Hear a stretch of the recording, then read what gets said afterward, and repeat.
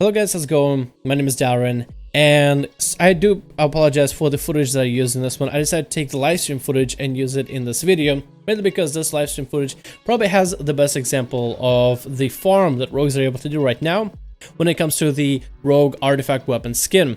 So apparently there is a fairly easy, probably the best successful chance, even though a very low chance, to farm the Outlaw Rogue hidden artifact weapon skin, as the Outlaw Rogue hidden artifact skin does require for you to get two pieces that come from two different bosses. One of the bosses is Vault of the Wardens and is the big golem boss, is the pre-last boss, or one of the pre-last bosses. And then we have Neltharian's Lair, where the last boss of the dungeon is the one that's going to be dropping one of the other pieces you need for the main quest in order to get your artifact weapon. So, with that in mind, the basic idea is to farm it, to basically run it as many times as possible. The best way to do so is to run the dungeons on normal, since in normal you can basically repeat them over and over and over, and the group leader can reset the dungeon. When you think about it, on normal you can reset the dungeon, and on normal most of the bosses, most of the ads aren't really that much of an issue, but then it's a question of getting people together.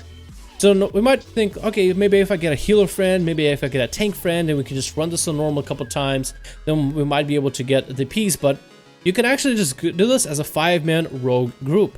Most of the bosses don't have enough health in order to last too much longer when 5 rogues are bursting into a boss.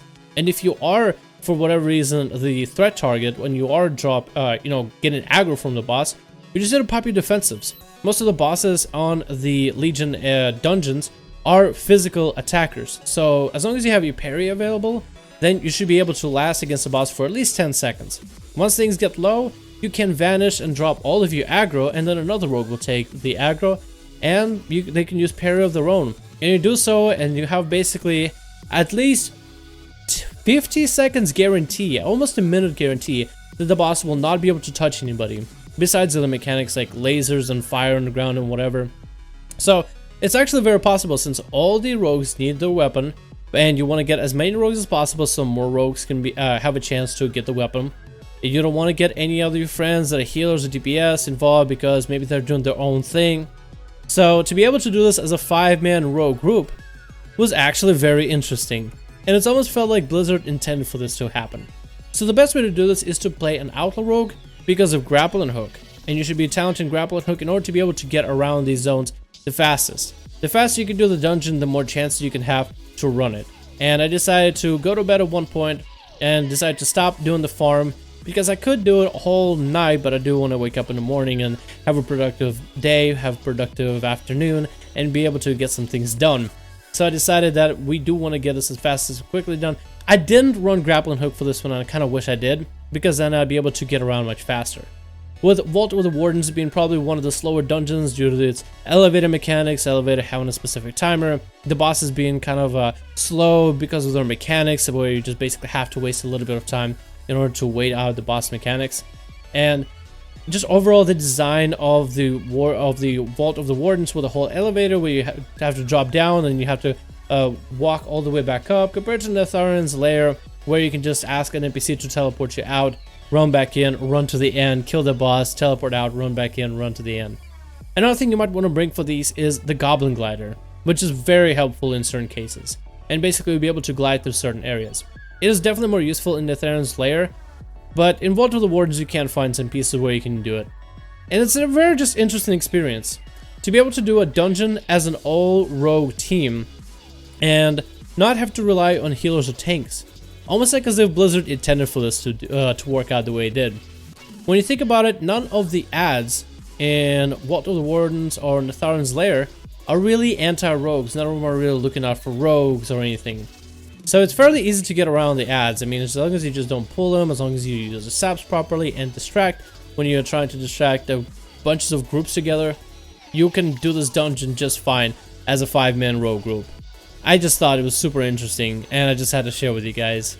It's a very unique experience to have 5 rogues trying to get this impossible task of getting the bindings, which have a low drop chance on their own, and then there's a mix of like hope and despair whenever somebody gets it or somebody does not get it. Plus being able to watch out for all these mechanics of kicking spells and AoEing ads, and being able to use short increments where you can tank ads and tank bosses. It's kind of a unique experience. It's not a difficult experience by any opinion, when you have 5 rogues that know what they're doing and have gear. But let's say if you do want a challenge, you could do this with 4, but I just feel like it's better for 5. It's just a very unique experience, and I thought it was just really cool.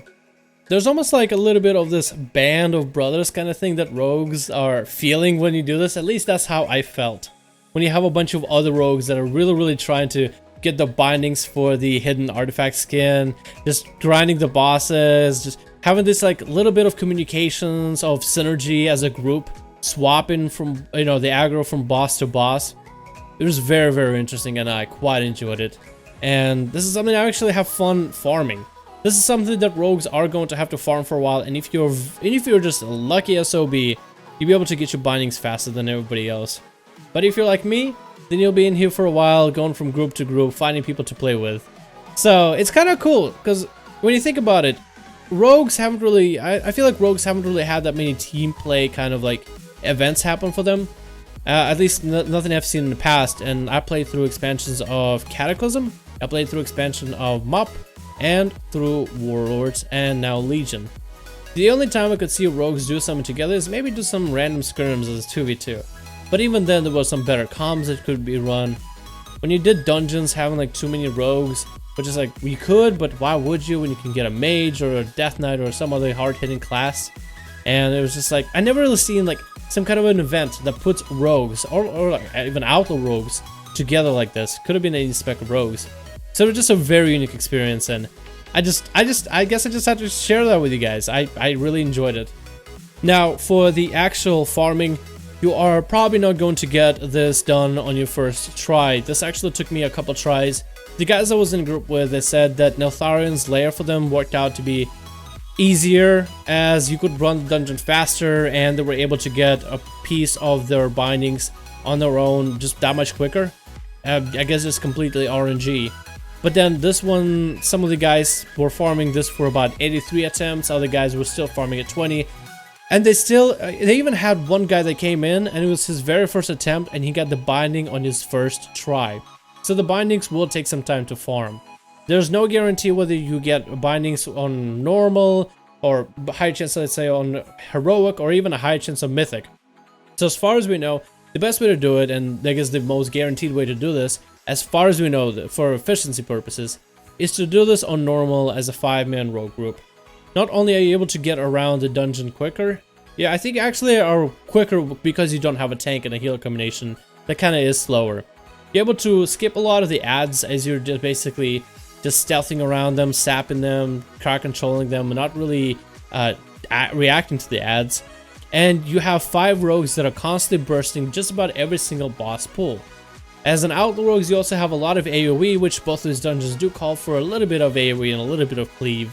In order to speed up the experience on its own, you could use potions, you could use pots, you could use potions of, let's say, swiftness, just for mobility's sake. Again, getting goblin gliders is very helpful, and getting any kind of movement capabilities is helpful as well.